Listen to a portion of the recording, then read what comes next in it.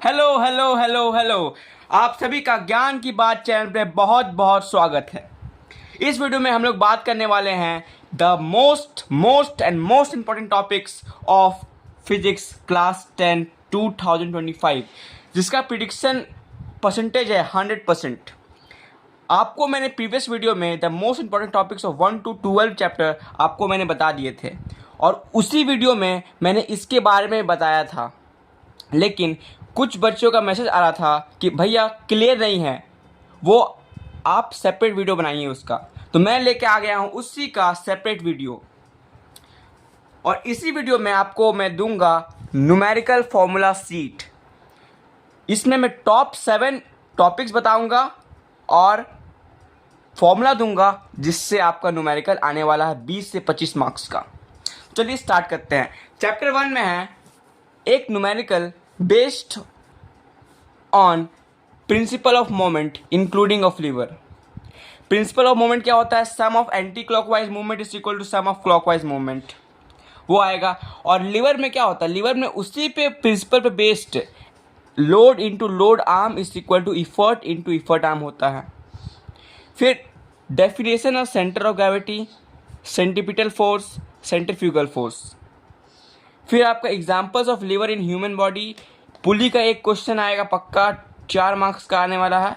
फिर M A जब greater than 1 होगा, लेस देन 1 होगा, इक्वल टू 1 होगा इन क्लास लीवर, जो आपका class 1 lever, class 2 lever, class 3 lever में, ये सब कब होता है, किस में होता है, आपको जानना पड़ेगा। फिर चैप्टर 2 में है expression for kinetic energy with proof. Kinetic energy क्या होता है? काइनेटिक एनर्जी होता है 1/2 into mass into v square. इस एक्सप्रेशन को प्रूव करना होगा आपको, इस एक्सप्रेशन को डिराइव करना होगा, ठीक है। यहाँ डिराइव, यहाँ प्रूव नहीं होगा, यहाँ पर डिराइव करना होगा। फिर law of conservation of energy, आपका एक फ्रीली फॉलिंग बॉडी से आपका total sum of mechanical energy, it is kinetic energy plus your potential energy, आपको प्रूव करना पड़ेगा कि कांस्टेंट रहता है। मतलब law of conservation of energy with respect to the mechanical energy आपको क्या करना पड़ेगा? प्रूव करने आ सकता है। फिर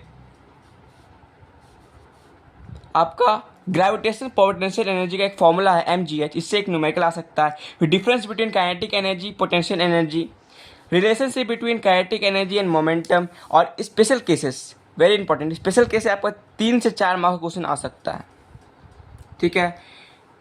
फिर आते हैं चैप्टर नंबर 4 पे। चैप्टर नंबर 3 में मैंने आपको बता दिया, यहाँ पर चैप्टर नंबर 3 का दिया हुआ है, बाय मिस्टेक मैंने यहाँ लिख दिया था। फिर चैप्टर नंबर 4 में आता है refraction of light through rectangular slab, फिर thick glass slab, prism, equilateral prism, right angle prism, isosceles right angle prism, very important है। फिर फैक्टर्स अफेक्टिंग, जितना भी चैप्टर में दिया हुआ है आपको करना पड़ेगा। फिर चैप्टर नंबर 5 में position of image with diagram, ठीक है। एक डायग्राम बनाना होगा आपको, बोलेगा कि पोजीशन ऑफ ऑब्जेक्ट यहाँ पर रखा हुआ है, मतलब फोकस और centre of gravity, centre of curvature पे बीच में रखा हुआ है, तो अब कहाँ इमेज फॉर्म होगा। वैसे बहुत सारे क्वेश्चन बन सकता है, आप देख लेना, ठीक है। फिर टेक्निकल टर्म्स यहाँ पर, इससे 3 से 4 मार्क्स का क्वेश्चन आएगा इससे। फिर यहाँ से प्रिज्म से 3 से 4, ये एकदम फिक्स्ड है, फिक्स्ड, और ये सब भी प्रिडिक्शन के हिसाब से 100% का चांस है। फिर चैप्टर नंबर 6 में phenomena of scattering of light से आपका बहुत सारा एप्लीकेशंस दिया हुआ है, उसको देख लेना। फिर common properties of electromagnetic radiations, फिर इलेक्ट्रोमैग्नेटिक रेडिएशन का प्रॉपर्टीज़, आपका अल्ट्रावायलेट रेडिएशंस है, इंफ्रारेड रेडिएशंस है, और एक और है विजुअल स्पेक्ट्रम, उसका प्रॉपर्टीज़ देख लेना, वेवलेंथ देख लेना कितना होता है, बस। फिर डिस्पर्सन क्या होता है और उसका कॉज, ठीक है। और यहाँ पर छूट गया एक चीज़, कॉज ऑफ रिफ्रैक्शन, ठीक है। Change in speed of light है आपका कॉज ऑफ रिफ्रैक्शन, ठीक है। फिर चैप्टर नंबर 7 में वाइब्रेशन बहुत सारा दिया हुआ है, नेचुरल वाइब्रेशन दिया हुआ है, आपका फोर्स वाइब्रेशन दिया हुआ है, फिर एक और क्या बोलते हैं, डैम्प्ड वाइब्रेशन, वो आ सकता है। फिर रेजोनेंस का एक्सपेरिमेंट आ सकता है। फिर कैरेक्टरिस्टिक ऑफ साउंड, फिर एक numerical based on v = 2d/t, फिर conditions for resonance, difference between forced vibration, natural vibration, इस तरह का आ सकता है, ठीक है। और मैंने मार्क्स यहाँ लिखा हुआ है, देख सकते हो कोना में कितना प्रोबेबिलिटी है यहाँ से। फिर ओम्स लॉ आ सकता है, नहीं ओम्स लॉ नहीं आएगा, सॉरी, क्योंकि पिछले बार 2024 को आया है तो इस बार ये नहीं आएगा। Cause of resistance, superconductor, equivalent resistance, ठीक है, फॉर्मूला है इसका, ठीक है, आपको न्यूमेरिकल फॉर्मूला सीट में लास्ट में दूंगा, उसमें आप देख लेना। फिर P is equal to V I, सब तो बता दूंगा मैं, ठीक है। चैप्टर 9 से आपको advantages of connection in series, disadvantage, ठीक है, एडवांटेज इन रिंग सिस्टम, फिर staircase wiring, colour coding very important, सब इंपॉर्टेंट है यहाँ पर, ठीक है, लेकिन वेरी वेरी इंपॉर्टेंट ये है switch, precautions, high tension wire, ठीक है। फिर आगे बढ़ते हैं चैप्टर 10 के लिए। Uses of electromagnet, principle of DC motor, Lenz law, definition of EMF, terminal voltage drop, difference between DC and AC, 50 hertz हमारा फ्रीक्वेंसी आता है, उसको देख लेना। रूल्स में आपका बहुत इंपॉर्टेंट है, राइट हैंड थंब रूल आता है एक, जो हम लोग डायरेक्शन ऑफ मैग्नेटिक फील्ड के लिए, फिर फ्लेमिंग्स लेफ्ट हैंड रूल, फिर फ्लेमिंग्स राइट हैंड रूल, ठीक है। फ्लेमिंग्स लेफ्ट हैंड रूल किसके लिए यूज होता है? To find the direction of force on the conductor, और Fleming's right hand rule direction of induced current. फिर पोलैरिटी देख लेना कि जब एंटी क्लॉकवाइज होता है तो नॉर्थ पोल हो जाता है, फिर जब क्लॉकवाइज होता है साउथ पोल हो जाता है, ठीक है। फिर ट्रांसफार्मर में step up transformer, step down transformer देख लेना, इसमें आपका टर्न्स रेशियो भी आता है, ठीक है, उसको भी देख लेना। फिर चैप्टर में 11 में ये बेसिकली एक न्यूमेरिकल बेस्ड चैप्टर है। क्या है? रिपीट करता हूँ मैं, numerical based chapter. Calorimetry 5 marks में न्यूमेरिकल आने वाला है, सेक्शन ए में 2 मार्क्स का आएगा और सेक्शन बी में 3 से 4 मार्क्स का आने वाला है, 3 से 4 मार्क्स का आएगा। Specific latent heat, specific heat capacity definition देख लेना। फिर heating curve of water and ice, दोनों में से एक का आना अनिवार्य है, ठीक है। प्रिंसिपल ऑफ कैलोरीमेट्री देख लेना, क्या होता है प्रिंसिपल कैलोरीमेट्री। अगर सराउंडिंग पे हीट लॉस्ट नहीं होता है, then heat lost by the hot body is equal to heat gain by the heat gain, sorry, अगर कोई हीट लॉस नहीं होता सराउंडिंग पे, then heat loss by the hot body is equal to heat gained by the cold body, ठीक है। अब chapter 12 में radio active equation आने वाला है कि आपका अल्फा गामा बीटा इमिशंस में क्या इक्वेशन आपका फॉर्म होगा। प्रिकॉशंस, ठीक है, क्या क्या आपको रेडियो एक्टिविटी करने में क्या क्या प्रिकॉशन लेना पड़ता है, न्यूक्लियर वेस्ट को कैसे डिस्पोज किया जाता है, सब देख लेना। फिर definition of nuclear fusion, difference क्या है दोनों में, तीन डिफरेंस देख लेना दोनों में, ठीक है। फिर आपका Einstein's mass energy equivalence relation है, ये आपका वेरी इंपॉर्टेंट। फिर थर्मल न्यूक्लियर रिएक्शन आपका यही वाला है, थर्मल न्यूक्लियर रिएक्शन इसको बोलते हैं अलग दुनिया में। फिर आपका बैकग्राउंड रेडिएशन, इसका एग्जाम्पल में इंटरनल एंड एक्सटर्नल सोर्स आता है, उसको देख लेना। फिर आपका टिप्स में बढ़ते हैं। टिप्स में आपका फैक्टर्स अफेक्टिंग, जितना भी बुक में फैक्टर्स अफेक्टिंग दिया हुआ है वो सबको एटलीस्ट 2 या फिर 2 या 3 फैक्टर्स देख लेना क्या अफेक्ट करता है। लाइक लेटरल डिस्प्लेसमेंट को क्या अफेक्ट करता है, ठीक है, बहुत सारी चीज़ दिया हुआ है, एंगल ऑफ डेविएशन दिया हुआ है, बहुत सारी चीज़ है। तो 10 से 12 मार्क्स का क्वेश्चन आने का प्रोबेबिलिटी है, ठीक है। अब बढ़ते हैं न्यूमेरिकल फॉर्मूला सीट पे, ठीक है। आई होप सो आपको समझ में आ गया होगा। जितना भी मैंने दिया है आप उसे ढंग से करके जाना, आपका 70 मार्क्स तो पक्का आ जाएगा। और अगर आप पूरा बुक को पढ़ के जाते हो तो आपका 80 मार्क्स तो आना ही आना है, अगर आप ढंग से करते हो तो। लेकिन जो मैं दिया हूँ उसको करोगे तो 70 मार्क्स तो पक्का आ जाएगा, ढंग से पढ़ के जाओगे तो।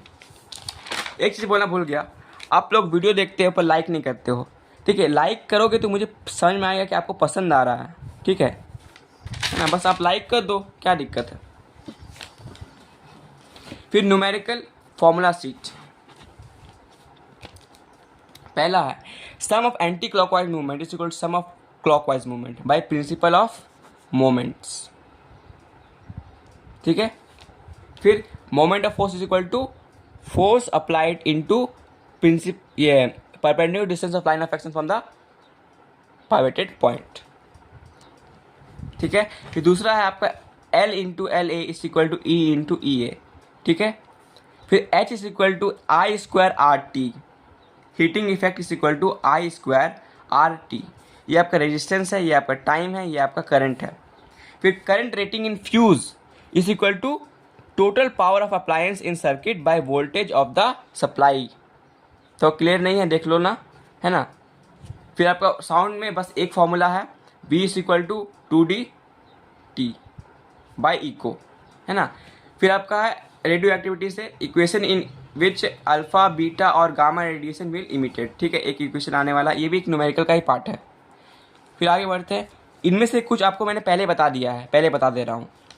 फिर power is equal to work done by time, work is equal to F S into cos theta. Equivalent resistance when resistors are connected in series is equal to R1 plus R2 plus R3। Equivalent resistance when the resistors are connected in parallel 1 by RP is equal to 1 by R1 plus 1 by R2 plus 1 by R3, जितना आपका जाएगा जाने दीजिए। P is equal to VI और W is equal to VIT। अब एक चीज़ याद रखिए, अब ये याद रखिए W is equal to VIT। तब पावर क्या होता है W बाई टी, तो is equal to VIT by T, तो कैंसिल हो जाएगा ना। तो बस आप ये चीज़ याद रखिएगा, इसको छोड़ दीजिए, ठीक है। ये दोनों याद रखिए, क्या दिक्कत है, इससे ये निकल जाएगा। फिर आपका आता है यहाँ से कैलोरीमेट्री से, heat absorb is equal to mass into rising temperature into specific heat capacity. फिर specific latent heat is equal to latent heat by mass.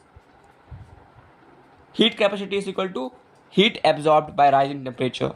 Specific heat capacity is equal to heat absorbed by rising temperature into mass, ठीक है।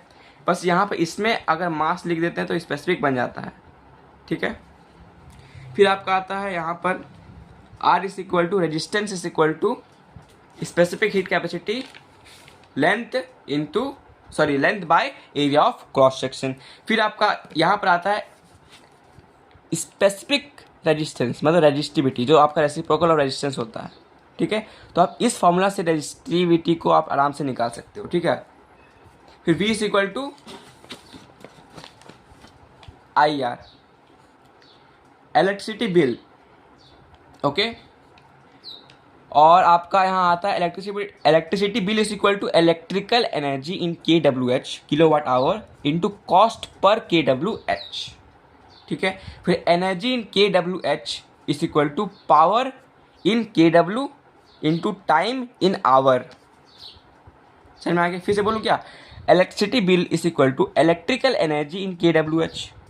मान लीजिए आपका 2 kWh आया, फिर cost per kWh आपका ₹10 दिया हुआ है, तो इंटू 10 करोगे तो आपका ₹20 आंसर आ जाएगा। फिर आपका बोलोगे कि एनर्जी इन kWh कितना हुआ है, तो बोलना power in kW into time in hour. फिर मान लीजिए आपका वाट दिया हुआ है, वाट में दिया हुआ है, तो आप किलोवाट में कन्वर्ट कर लो, ओके। थैंक यू, बस इस वीडियो में इतना ही। कल आप सभी का एग्ज़ाम है, अच्छा से पढ़ के जाना, जितने मैंने टॉपिक बताए हैं उसको एकदम अच्छा से पढ़ के जाना। और बस एक रिक्वेस्ट करूँगा, एक रिक्वेस्ट कि प्लीज़ अगर आप चाहते हो chemistry, bio, computer, physical education, economic applications का प्रिडिक्शन वीडियो मैं बनाऊँ आगे जाकर, तो प्लीज़ एक लाइक करके मुझे सपोर्ट कर देना प्लीज़। दोबारा कह रहा हूँ, एक लाइक करने में क्या जाता है, बस एक लाइक तो मांग रहा हूँ। मेरा कोई फ़ायदा नहीं है, आप लोग का ही फ़ायदा होगा, ठीक है। और आपको मैं दिखा देता हूँ किस सेटअप में मैं आपको वीडियो शूटिंग करता हूँ। देख लीजिए, एक टेबल रखा हुआ है और वहाँ पर मोबाइल रखता हूँ और शूट करता हूँ, ठीक है। मेरे पास अभी इतने भी पैसे नहीं हैं कि ताकि मैं एक कैमरा खरीद सकूँ, तो एक प्लीज़ सपोर्ट करिएगा। और आप सभी के लिए मैं एक वीडियो ज़रूर लेके आऊँगा हर एक सब्जेक्ट के लिए। Thank you.